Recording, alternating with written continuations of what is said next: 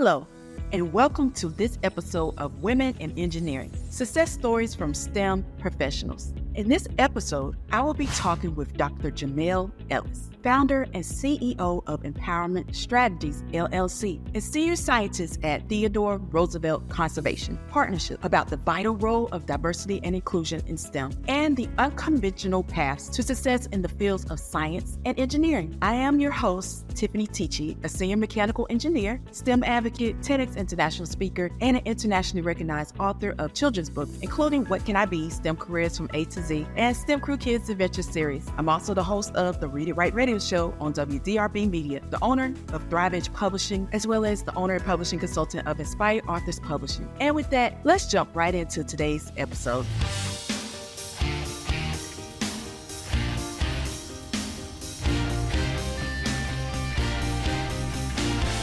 Today, I have with me Dr. Jamelle Ellis. Dr. Jamelle, welcome to the Women in Engineering podcast. Thank you for having me. Yes. Let's go ahead into it. Could you describe your role as a senior scientist and elaborate on your involvement in both for-profit and nonprofit organizations? Sure. Well, I currently serve as the senior scientist for the Theodore Roosevelt Conservation Partnership. It's a national organization with a mission to guarantee all Americans quality places to hunt and fish. And we do that by strengthening laws and policy and funding opportunities that support fish and wildlife conservation and access. For me, one of the things that I love about, I'm going to say TRCP, that's the acronym for the Theodore Roosevelt Conservation Partnership. I love the work that we do because everything that we do is based on the best available science, and that's the role that I provide.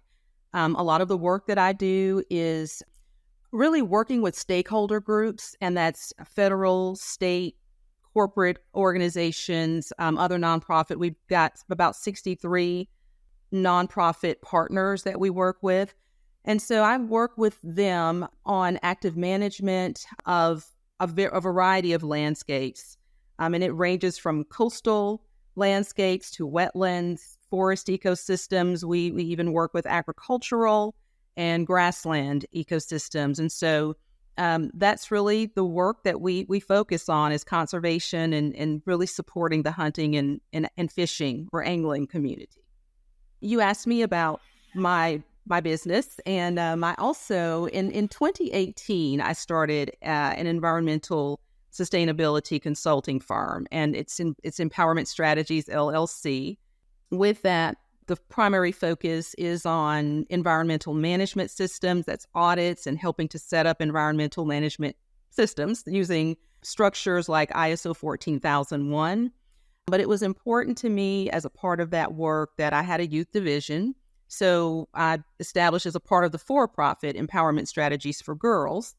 And the focus was really to help to increase or promote the interest of STEM classes for girls or coursework, and ultimately STEM careers, in getting more girls and young women into STEM career fields. In 2020, we established the Spark Institute, and that's a nonprofit organization. Myself and my board have been working, I would say, tirelessly. My board members are all across from Texas to Florida and locally, but we've really been working to get the infrastructure set up. We just started doing programming, but it's very much a similar sort of thrust. It's not just focused on girls. We're looking at working with young people from across different, I would say primarily Black and brown, but underserved communities generally. And so I think one of the key things that I'd like to say about the Spark Institute is, rather than a focus on the more general STEM track, regardless of whether it's, technology, math, what have you, we are focusing on three primary buckets, and that is environmental engineering, and I would say environmental/civil engineering, and there's some other sort of engineering, I guess, facets that might overlap with that. But also we're looking at conservation. Obviously, that's the space that I'm operating in. That's the second bucket. And then third, of course, is sustainability. which is what Empowerment Strategies focuses on. And that's everything from circular economy, zero waste, and that sort of thing. So that's the world that I'm operating in professionally. Yeah. Love it. Love it. So talk about your technical expertise and background. Can you share, a little bit of details about that? Because you told us where you are, but let's talk about your technical expertise and background. Sure. So I began my career in environmental health and science compliance, environmental health and safety, compliance. And I started straight out of my undergraduate program in the corporate sector. And so that was sort of the beginning. I kind of wandered into that space. It wasn't something that I had planned on. I'm not even sure I really even knew at that time that was even an option as a career, but quickly grew to love it. And I really haven't turned back. I've just sort of built on that. After earning my master's in environmental engineering and science, I worked for the South Carolina Department of Health and Environmental Control as an engineer and technical liaison, the primary point of contact for 4 military sites in South Carolina, and primarily focusing on remediation of impacted groundwater and soils. And then I would say throughout, there was a period of about 11 years that I served as an adjunct instructor at Midlands Technical College in Columbia, South Carolina, teaching a course called Pest in the Landscape, where I helped to prepare pesticide applicators to take the ornamental turf and pest control exam. So there was that period of time that was sort of overlapping with my full-time work. I earned my Ph.D. in environmental health sciences, focusing on environmental exposures to the human population. So where previously I had been focusing more on like delineating contaminants and figuring out the extent of contaminants in soil and groundwater, I made a bit of a switch to looking at more of exposures to human populations and how those exposures may impact, from a health perspective, those human populations. My dissertation focused on exposures to methyl mercury through fish consumption in Sea Island and African American communities in South Carolina, specifically in Beaufort, Charleston, and Colleton counties. And then I had an opportunity to continue that work with the Medical University of South Carolina after graduating from the University of South Carolina with my Ph.D. Awesome. Kudos to you. I'm currently getting my Ph.D. And so I'm following behind your steps. So I'm footsteps. So thank you for representing as far as becoming with your PhD, as well as all the work that you've done with your technical background. And so let's talk about it. From your perspective, could you provide insights into both traditional and unconventional pathways to achieving success? So let me say first, I can't. I will say that there are people who follow a more conventional sort of pathway. But when and when you're young, you sort of live according to this conquering the world. There's something in youth where I think most of us, I can't speak for everybody, but a lot of us have this thing in our minds where I want to get to point B, I'm at A, and we think that it's a straight line. If I just check these boxes, I'll get from A to B. And there's nothing wrong with, wanting to conquer the world. And I am one of the biggest proponents ever in terms of planning. So I do always encourage and try to help the young people that I work with to pull a plan together. And it's okay if you have to adjust the plan, have a plan, but you have to be flexible. And I really try to use a visual tool when I'm working with young people, just to emphasize or reemphasize that our path in life, whether it's, academic, career, professional, or even personal, a lot of times we think it should be like this by the time we get to 25. It should be by this, I want to have this and this. I don't know too many people who have been able to do that. And truly, it's more like a cooked spaghetti noodle, where life is just, it's turns and twists, and sometimes it's even breaks. Sometimes you think you might have a plan, and something happens in your life where you're exposed to something completely different, and your B might change, and that's okay too. So, I think that in terms of achieving success, one, you have to have a plan. I won't take time today, but a lot of what I do is really try to work with students to think about their purpose, think about what motivates and drives them personally, and just who they are as a person, and what they want to contribute to the world, and what they want to gain in terms of growing into the person they want to grow into. So I don't really, I think there are traditional routes. We make choices that are traditional, but we have to be in a mindset of always being okay with being a little unconventional in our approach, just to life in general, career or otherwise. So yeah. Agree. I agree. You are on it, because it's like life changes. A lot has occurred up until this point with the pandemic and everything too. So it's like you had to just, be flexible. And so, yeah, we all have these plans, but it comes with the territory. So yeah, thank you for sharing that. That's great. So talk about what motivated you to pursue the career in your field, particularly in the conservation side of it. So, I'll start generally by saying that my family has had, I would say, everything to do with where I am now. And, my parents raised me, they provided for us. I did not grow up with a whole lot of money. I grew up with a lot of love and support, but, as far as tangible things, not so much. One thing I will say is my grandparents are central to my life story and the person that I am.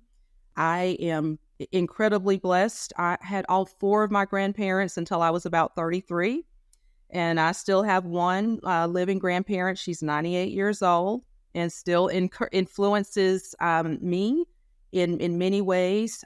But all of them were stewards of the land. And so my dad's dad, my paternal grandfather, was a sharecropper. Both were farmers. My mother's father was a farmer almost until he became sick and passed away. And so I grew up on the farm. That's what I did during the summer months. We moved back and forth, but I spent a ton of time with my grandparents. And for me, I was an environmental steward before I even had the vocabulary to define what it was. I always cared about the soil. I'm not really an animal person like cows and pigs. I did what I was supposed to do or told to do, but it wasn't what I chose to do. But as far as like getting my hands dirty and getting in the soil and wanting to understand, botany, if you will, how plants grew and what they need, all of that sort of thing. I owned a landscape design and installation sometimes company for about 10 years as well. Right about that same time I was teaching the pesticides course. And so for me, the work that I do is very personal, and it's an extension of the way that I was raised.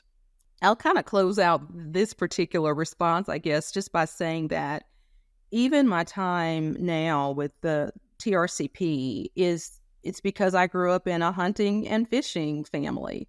I didn't hunt, but I fished quite a bit with my dad and other family members. But all of my mom's brothers, my extended family, my brother, grandfather were hunters.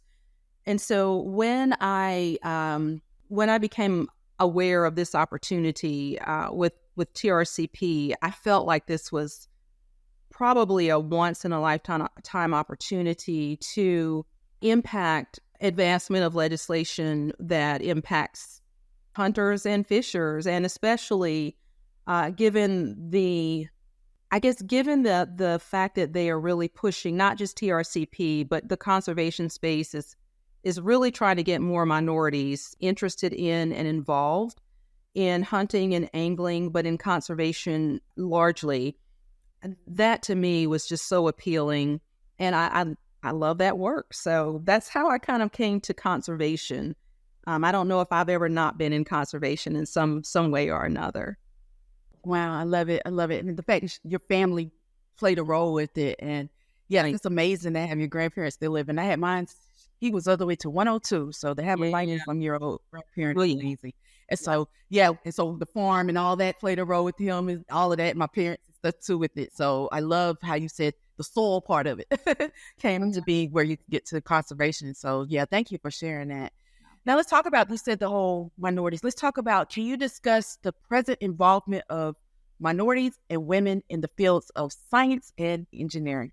Yeah, I probably will share some things that those of us who care and are focused on, promoting STEM in young Black and Brown communities probably have some awareness from all different perspectives. Even corporations understand that there's a shortage. Not only, let me say, generally, we have a problem in the United States by having a shortage of people wanting to enter the STEM workforce. So that's the first thing.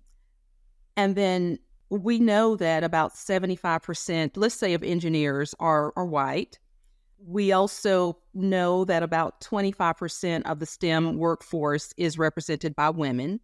And then I've jotted down a couple of notes here. I just wanted to kind of share that African Americans and Hispanics represent less than 10% of all STEM workforce, but comprise about 26% of the workforce. And I think it's important to, think about those statistics. Those statistics are alarming, but when you look at leadership positions, those numbers drop even more. Underrepresented minority women represent maybe 9% of STEM undergraduates. And then, this, Tiffany, working in this space, that you look at that 9% of African-American women in STEM undergraduate programs.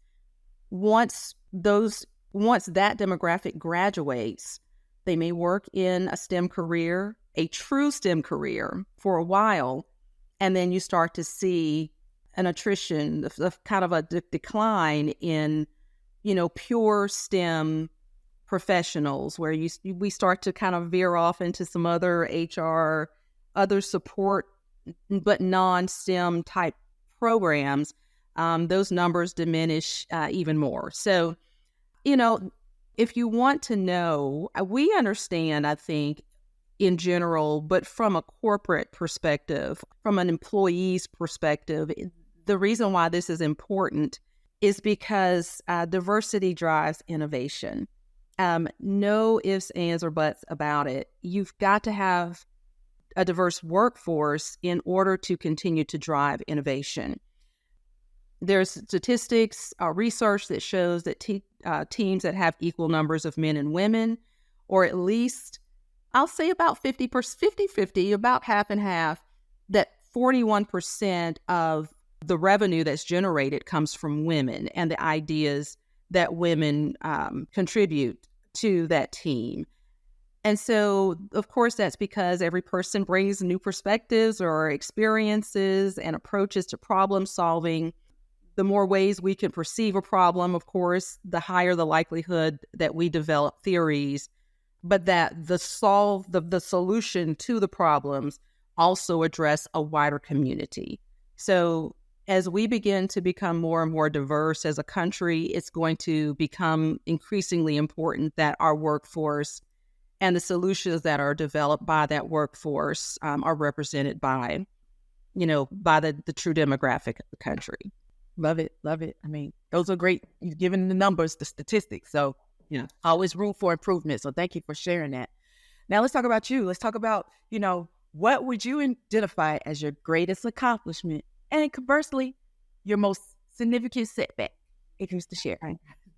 So, for me, it's easy in terms of my accomplishment. My most significant accomplishment, I share 3 children with my husband. And, I use the word proud loosely. I don't really like to say that word too much, but I am very proud of my children. And I do consider it an accomplishment that I was able to really achieve a lot of my personal goals. They're all young adults now, and it's tough. It's really difficult to work on a master's degree, work on a Ph.D., tried to hold together a meaningful career and grow in that career, in that space, and also raise 3 children in a way where they come out on the other side as whole people, not feeling like they're an extension of me or my husband, but that they have their own dreams and aspirations and goals in life. And for me, not only am I proud of that, but I hope that over the years, I've been able to encourage other young people to pursue their dreams as well. So, people use the term work-life balance. I don't know if that's something relatively new for me. Not sure I've ever truly had work-life balance, but I will say that for me, I feel like I've been able to, alongside my husband, accomplish a lot of the things that I've wanted to accomplish professionally, academically, and still maintain as meaningful and engaged relationship with my children as their mom, that I could hope to have done. In terms of my setback, I'll say challenges. It's an ongoing thing. Another thing that I really try to incorporate in all of the work that I do, whether it's my children or through empowerment strategies for girls, empowerment strategies for youth, the Spark Institute, is addressing this thing of, oh Lord, what is it? Imposter syndrome. I think that has been something that I have had to work on over time and really give perspective to the things that have driven that. It has tripped me up, caused me not to perhaps pursue some opportunities or pursue with vigor some opportunities just by second guessing myself. And, one of the reasons why I started empowerment strategies for girls, for instance, one of the key reasons for starting that was to help young girls in this STEM space navigate through imposter syndrome. So, yeah. That's good. And that was going to lead into what I was going to ask you. Have you had those doubts and everything? So that's tapping into the whole imposter syndrome. How did you overcome it? How did you're helping them? Can you give one tip on how you've overcome, those doubts if you did have imposter syndrome?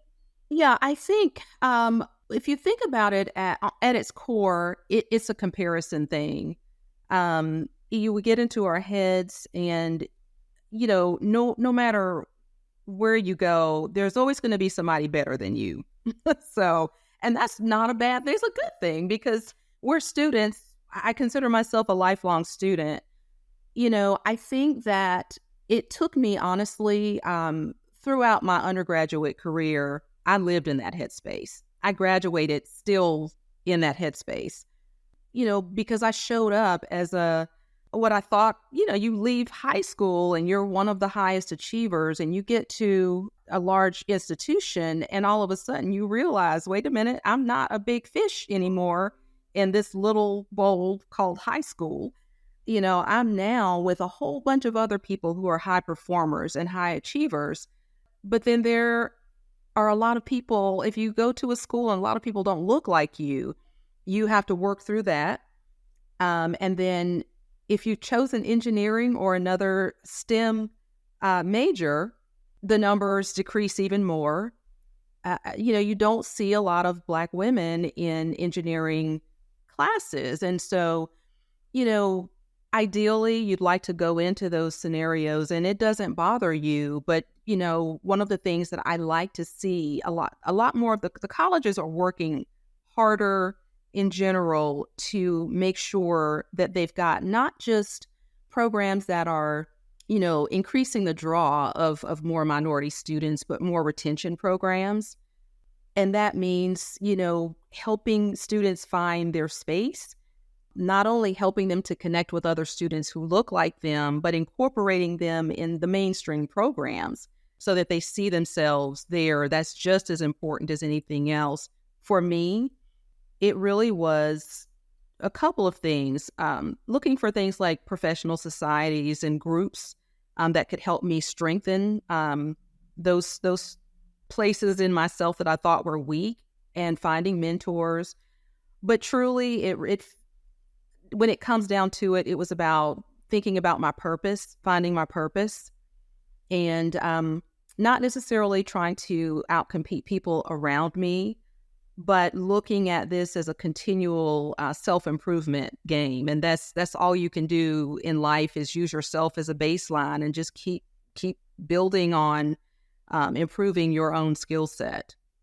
I love it. Use yourself as a baseline and improvement. And I love the whole constantly learning. I talk about that all the time. Like, if you're not constantly learning, and you are just stagnant and you're not moving in life. So I love how you shared that. And I mean, you've touched the whole how to be appealing to women and just, having those retention programs, those different programs. So I love how you tapped into that. So what guidance would you offer to young girls and women aspiring to careers in science and engineering? If you give one or two, tips as far as guidance would you offer to them? I would say take your curiosity outside of the classroom if you're younger. And, if you're a young professional, if you are an established professional, take your curiosity outside of the organization.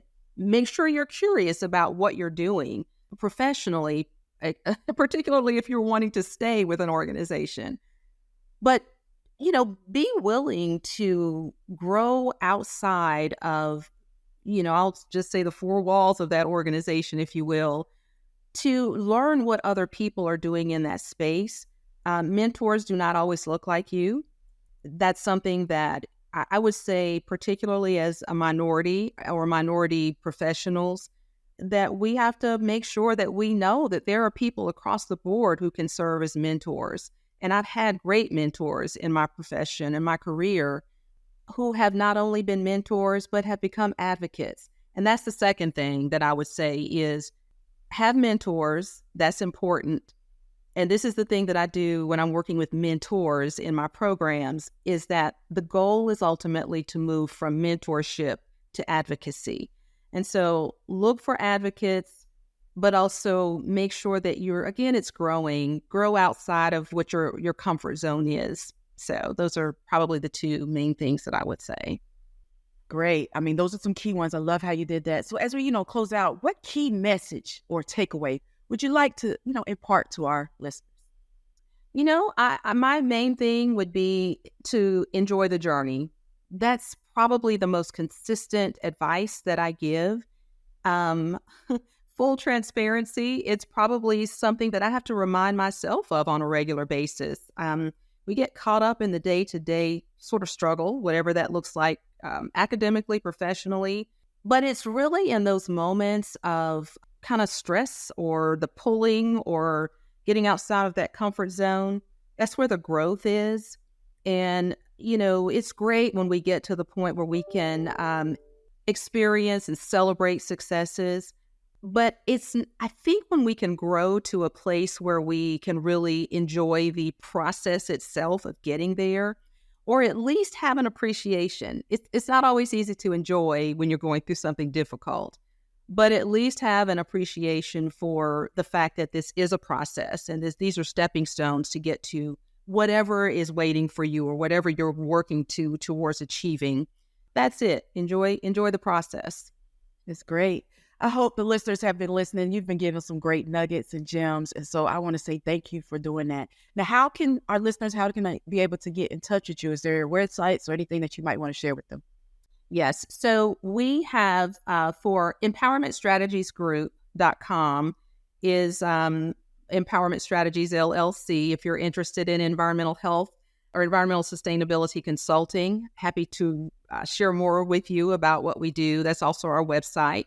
Empowerment Strategies for Girls is ES4, FOR, girls.com. And we've got ES4youth.com. And the sparkinstitute.org will be released. We're hoping at the beginning of this year. We're in the process now of rolling out our new website. And then, of course, you are more than welcome to give me a call. If you have any questions or interest in learning more, just chatting about maybe some of the things that we've discussed here today. So, awesome.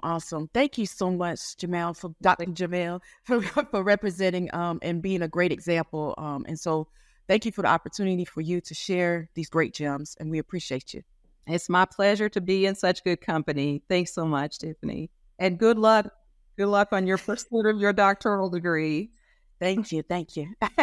Thank you for listening. Be sure to subscribe to our podcast so you won't miss upcoming episodes featuring interviews with inspiring women engineers discussing about industry trends and much more. Go to womeninengineeringpodcast.com where you will find a summary of key points discussed in today's episode, as well as links to any of the resources, websites, or books mentioned during this episode. Until next time, may your engineering endeavors be as remarkable as the women whose stories we're sharing. Stay curious, keep innovating, and engineer a better future.